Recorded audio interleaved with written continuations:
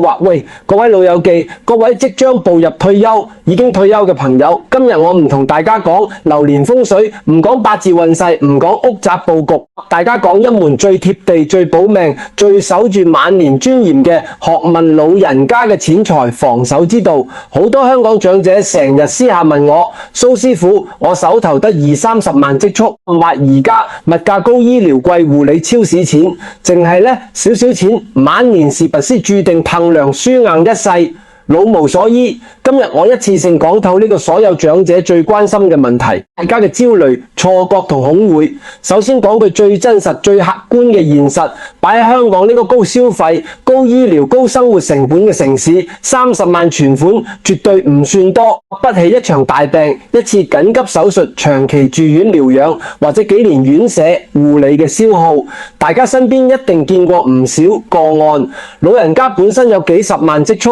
睇落好似足夠過晚年，一旦身體出事，做手術，請私家看護長期食藥復診，幾十萬隨手就散，幾個月、1年半載就一鋪清袋，瞬間由有積蓄變成手頭空空，依賴仔女看人面色。今日要同大家講一個啱覆好多人認知、看透晚年運勢嘅核心真相，決定你晚年安唔安穩，使唔使看人面色，有冇尊嚴，有冇退路嘅，從來唔係你戶口入面嘅存款數字，今年嘅理財打法、手錢智慧、界線分寸同生活心態。風水玄學講，命運有定數亦有變數，財運有天定亦有人為。好多人明明手握300萬、幾百萬積蓄，晚景依然輪亮，10歲過後隨便一場風波、一次投資失誤、一輪家人索取，即刻散得一乾二淨，最後老無所依，無錢醫病，無錢養老。與此同時，我見過好多睿智長者，僅得20萬、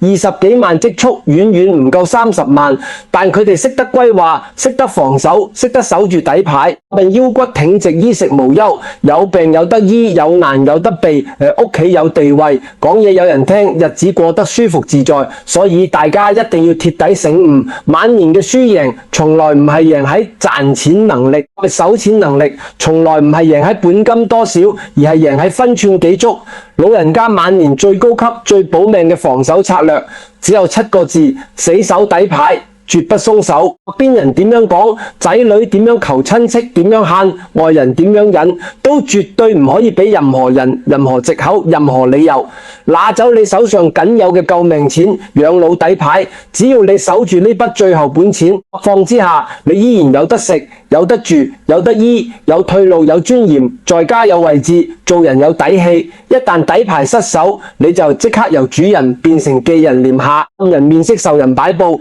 任人安排，晚年先係真正嘅輸。講完核心心法，我而家教大家第一招最實用，所有退休長者必須即刻執行嘅防守型理財大法。咁有嘅所有資金一拆為3分類管理，各司其職，絕不運用。呢一招看似簡單，其實係晚年守錢最頂級嘅智慧。9成9長者晚景能量，可以將所有錢混為一談，隨便動用。絕大部分長者犯嘅致命錯誤，就將20-30萬積蓄當做一筆隨手可用嘅活錢，使錢毫無節制、毫無規劃、毫無底線。生日開心，隨手拎2000，聽日親戚擺酒做人情，即刻使3000，後日仔女生意周轉，供樓緊張，開口就借5萬8萬，大家完全忽視咗一個最殘酷嘅退休規律。之後收入只冚不增，只出不入，每使1分錢就少1分錢，冇新錢補充，冇收入兜底，冇翻身機會。年輕人使錢使錯，仲可以翻工賺翻，老人家使錢使錯，亦無法挽回嘅終身遺憾。日積月累，本來足夠養老嘅積蓄，慢慢被零打碎敲，消耗乾淨。等到真正有病、真正急需用錢之時，先發覺戶口空空，求助無門。高明識得自保嘅長者，一定會白紙黑字清清楚楚，將自己所有積蓄拆分3筆，界限分明，絕不運用，鐵律死守。第一筆就係救命錢，呢筆錢佔你總資金至少1半。係你晚年最後嘅生機、最後嘅底氣。就以30萬為例，你必須硬性留低15萬以上，做純救命本錢。呢筆錢有且只有一個用途，就係專門救你自己嘅命，揾治療、做手術、長期買藥、聘請看護、應付突發醫療開支。除此之外，任何事、任何人、任何理由都絕對唔可以動用。我講一句最冷酷、最真實嘅鐵律，要入心記住，就算個仔跪下求你個女喊住同你訴苦，親戚話走投無路，你都絕對唔可以動用呢筆救命錢。人情歸人情，孝心歸孝心，善良歸善良，晚年底牌歸底牌。遠一次，動用一次救命錢幫人，將來你自己大病臨身，急需用錢之時，冇人會為你心軟，冇人會替你承擔，冇人會幫你兜底。與其老來求人，看人面色淚水吞落肚，心硬守住底牌自保優先。至於救命錢嘅存放原則，好多長者又踩坑，為咗探幾厘微薄利息，救命錢買高風險基金，像年期鎖死理財，定期幾年唔可以提取嘅產品。呢個行為係晚年最大嘅愚蠢。救命錢嘅第一守則，從來唔係賺錢，而係靈活安全，隨時可動。喺隨時可以提取嘅活期存款、短期、定期或者安全穩妥嘅現金存放渠道，絕對唔可以鎖死，絕對唔可以冒險，佢絕對唔可以投機，寧願唔賺利息。用之時無錢可用，無錢可提。第二筆錢就係日常錢，專門用嚟維持你基本生活起居、日常開支溫飽所需。好多長者晚年使錢最大嘅問題，有股憑感覺，從來唔記帳，從來唔精算。好多阿叔阿婆主觀以為自己每個月只使3000蚊，實際雜項開支、人情零碎、日常消費加埋，隨時使到4500、5000蚊嘅落差，睇落好似不多，微不足道，但大家計一筆長遠數，10年落嚟就足足18萬，足夠一場大手術、幾年養老開支，足可以拖垮你成個晚年財務。我建議所有長者即刻攞紙筆記低自己上一個月每一筆開支，一毫一厘都唔好漏，徹底摸清自己真實生活成本，先可以做到精準規劃，理性使錢，唔使無謂浪費。同時，身為香港長者，千祈唔好因為面子問題放棄屬於自己嘅合法福利。香港政府為長者設立嘅綜援高齡長生津、醫療費用減免、社區免費照顧服務長者優惠政策，食唔係施捨，而係你一世打工、一生納稅，為社會付出應得嘅回報，合法嘅權益。好多長者死要面活受罪，覺得申請長者福利丟臉，怕俾人話窮，怕仔女冇面，並捱苦自己慳一抹撈，提早動用珍貴嘅救命錢都唔肯申請應得福利。呢個唔係清高，呢個係愚蠢，係愚執，係唔識自保。聰明嘅長者一定會善用政府福利兜底，公共資源減少自己日常支出，保住自己私人積蓄，將錢留俾最緊急、最致命嘅關鍵時刻使用。第三筆錢就係面子錢，用嚟維持社交禮儀，保住家庭尊嚴，維繫人情關係。人一世活一世，老嚟更需要體面。如果手頭一啲零用錢都冇，年豐利是請仔女食餐飯，幫孫輩買份禮物，親戚做人情嘅錢都攞唔出，你喺屋企嘅地位，喺親友圈嘅尊嚴，喺人心目中嘅分量，會慢慢下滑，慢慢被忽視，慢慢被邊緣化。但面子錢最忌就係無上限亂使錢，充大頭鬼，打豬面充法佬。我見過太多真實悲劇，香港好多地盤退休阿伯、工藝退休師傅苦冷過日，辛辛苦苦儲落幾十萬養老錢，就為咗喺孫仔婚禮、親戚宴會上面威一晚撐場面，俾人 call 幾句大方，一次性封出700萬大利是，大手筆做人情。人人讚佢豪爽，話佢體面，爭住恭維，但熱鬧過後宴席散去，佢自己突發心臟病，急需20萬手術費，手頭積蓄已經清空，冇錢醫病，冇錢救命，臨終之前先至悔不當初。晚人人讚我，之後嘅苦，之後嘅難，之後嘅無助，全部我自己一個人承擔。所以我俾大家一條鐵，一般嘅面子錢限額公式，終身即用，絕對唔會錯。年嘅面子、人情開支，絕對唔可以超過你日常2個月嘅生活開支。舉個例子，如果你每個月基本生活使4000一年，面子錢上限就係8000，超過呢個數，金錢都唔可以再使，絕對唔可以動用救命錢撐場。體面係有限度嘅，晚年尊嚴從來唔係靠一時大方堆砌，而係靠長久安穩，有底氣，有退路。講完理財守錢，第2招更重要，直接決定你晚年會唔會淪落嘅大招。65歲之後徹底停止幫仔女填氹，堅決劃清財務界線，守住親子分寸，杜絕無底洞消耗。句好殘酷但100%真實嘅晚年規律，人過65歲，你借俾仔女周轉幫仔女還債嘅錢，99%都係收唔返。並唔係話而家嘅仔女全部不孝、全部無情、全部貪心，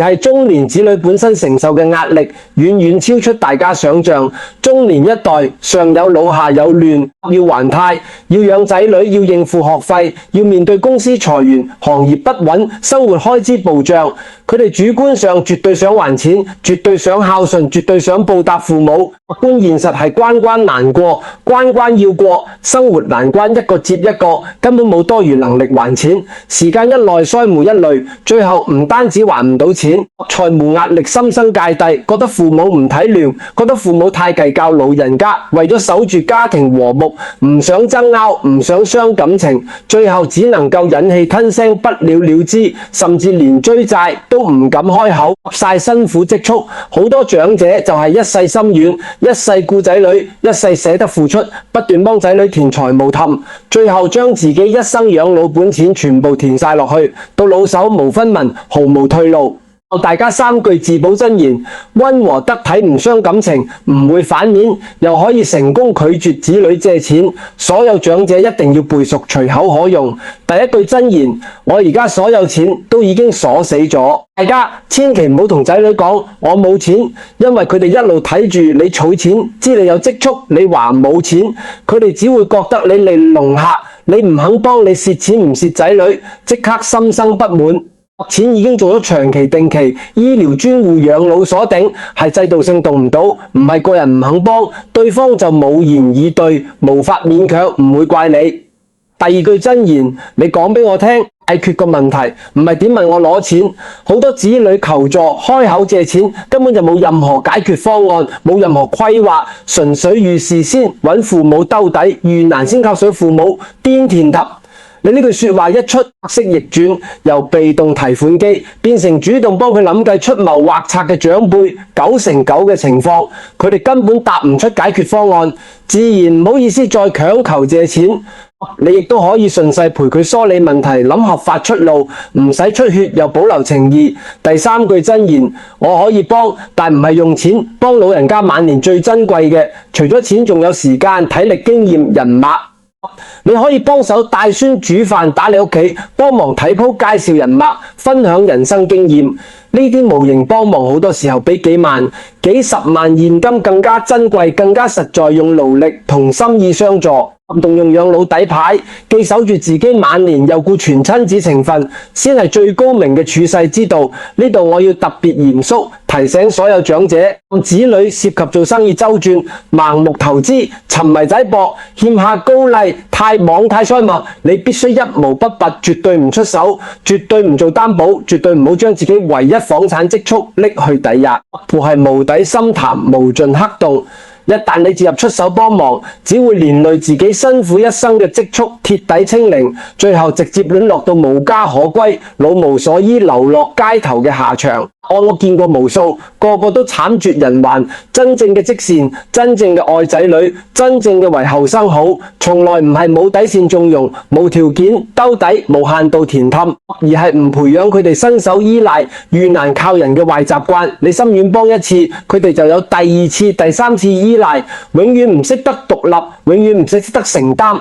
永遠唔識得謹慎理財。忍心適當放手，適當守住底線，先係真正成全佢哋、成就佢哋。跟住我教大家第3招，好多長者完全忽視，但足以決定晚年禍福嘅頂級智慧。最大嘅危險、最大嘅開支、最大嘅破財陷阱，從來唔係醫藥費，唔係生活開支，而係兩個字：孤獨。玄學講，孤獨則氣，散心空則招煞，冇醫則易亂。晚年孤獨，心靈空虛，無人關心，無人陪伴，無人需要，就會極度渴望溫暖，渴望關懷，渴望被重視。呢個時候，所有保健品推銷員、金融盼子、高息理財陷阱、虛假關心套路，就會輕易攻入你心。人哋每日問候你、關心你、陪你傾偈、聽你訴苦，相信對方願意俾錢、願意投資、願意幫襯，最後俾人騙光一生，積蓄晚年血本無歸。對抗孤獨、守住心神、避免破財嘅最好良藥，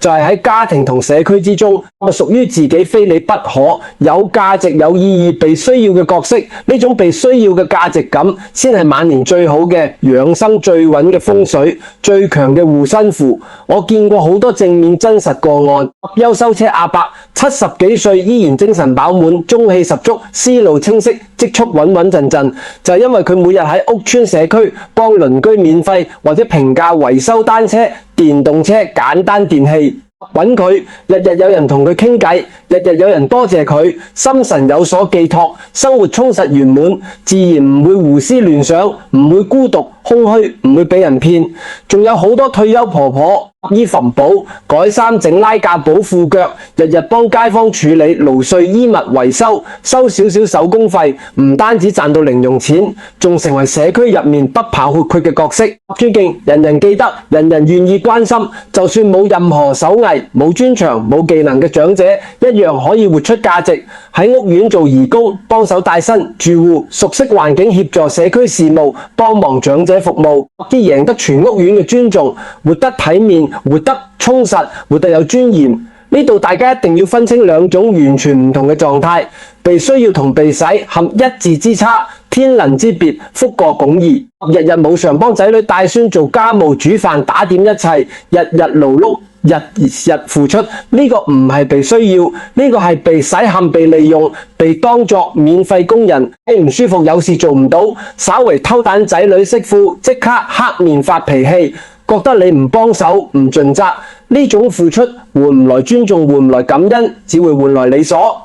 當然真正嘅被需要嘅事有獨特價值，無人可以隨意取代。身邊人對你心存感激，充滿尊重，真心關懷，呢種關係先可以養心、養身、養福、養財。除此之外，補充一篇好多海外長者最需要但冇人講透嘅自救指南。而家好多香港長者為咗陪仔女、為咗團圓，選擇隨子女移民海外定居，美加澳英。好多人以為移民就係享福，就係安樂晚年。實際上，好多海外長者陷入更大嘅困境同危機，離開香港熟悉嘅社區、熟悉嘅親友、熟悉嘅環境，圈子清零，人脈盡失，社交斷絕，成個世界收縮到淨係得一間屋，幾個仔女，日日困喺家中，冇處可去，冇人可傾，無事可做，失去自主權，失去主見，失去自我，完全依附子女，看人面色晚年，極易抑鬱、孤獨、自卑，被忽略。我俾所有移居海外長者3條自救鐵律：第路守住就有尊嚴。第一，財產絕對自主，無論你幾信任仔女，幾實後生，手頭必須保留一部分現金積蓄證券資產，自己絕對掌控，隨時可以取用，冇人可以干預嘅。千祈唔好將所有身家、所有證券、所有積蓄全數交俾子女託管，交出去容易收翻嚟難。一旦關係變化出現矛盾，陷入被動，毫無還手之力。第二，堅決跳出單一家庭圈子，無論語言幾不通，環境幾陌生，適應幾困難，都一定要強迫自己走出家門，家庭以外建立屬於自己嘅獨立圈子。教會、長者中心、同鄉會、興趣班、太極班、社區活動，總要有一個自己嘅落腳點，自己嘅社交圈，自己嘅寄託。後有事、有委屈、有煩惱之事，唔使淨係靠仔女，有地方去，有人傾，有出口釋放壓力。第三，千祈唔好因為語言不通自我封閉，唔識英文、唔識外語，完全唔緊要。簡單問候，學會微笑，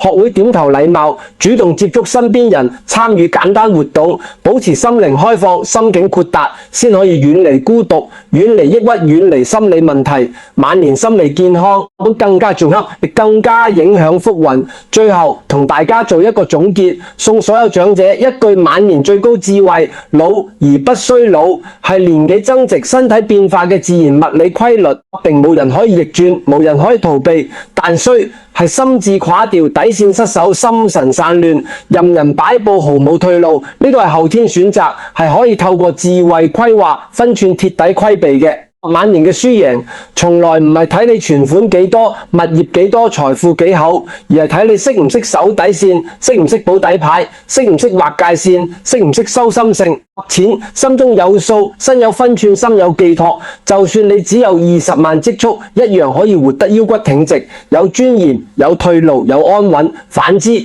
不懂防守、不懂節制、不懂自保，萬積蓄都可以一瞬間化為烏有。晚景近涼，人生下半場拼嘅唔係賺錢，拼嘅唔係風光，拼嘅唔係面子，揾拼嘅係定，拼嘅係自保，拼嘅係安穩，拼嘅係老而不衰，拼嘅係餘生有尊嚴。願所有老友記都可以守住自己晚年底牌，守住分寸，守住福氣，守住本心，無憂衣食安穩，身心康泰，家和人安，歲月無虞。呢份不向命運低頭，為自己餘生負責嘅承諾，值得每一位長者珍惜，牢牢守住屬於自己嘅晚年幸福與尊嚴。